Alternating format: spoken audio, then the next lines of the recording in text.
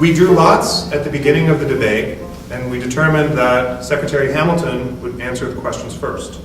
The debate format is as follows. Each debater will answer a set of 5 prearranged questions. They will each ask a question posed by the other, and then finally, there will be a question posed from our audience, and we'll see how much time that may go to either President Jefferson or Secretary Hamilton, time permitting. So the first question is to you, Secretary Hamilton. What did you think about the idea of a company with dispersed ownership?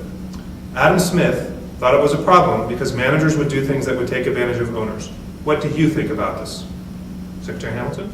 Prior to dispersed ownership, buyers and sellers were individual investors. People like President Jefferson, who are wealthy typically from their family's wealth, have a personal vested interest.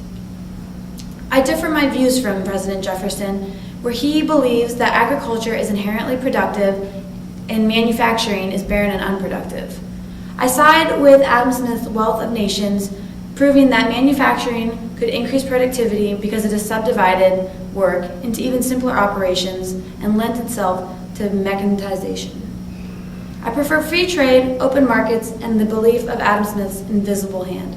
The invisible hand theory describes the natural force that guides free market capitalism through competition for scarce resources. If the power to create corporations was denied, as President Jefferson would have it, the American business in the future would never thrive. As Adam Smith pointed out, gold and silver locked up in a merchant's chest is sterile. I stress the point that depositing wealth into an institution, such as a bank, is more practical and efficient to form a credit supply that would multiply several times over. A central bank would provide liquid capital that would promote the ease, freedom, and efficiency of commerce. The next question is to you, President Jefferson. What did you think about the idea of a company with dispersed ownership? Adam Smith thought it was a problem because managers would do things that would take advantage of owners. What do you think about this? I've always advocated putting trust within the masses. I am confident that dispersed ownership with enough owners will effectively eliminate the issue at hand. It is this idea of the virtuous public, a middle class which adheres to the habits of order and obedience to the laws, which will be America's saving grace. The property-owning middle class of America will take actions to guarantee that the fruits of their labor are being managed ethically and effectively. My opponent, however, places no value with the ordinary citizen.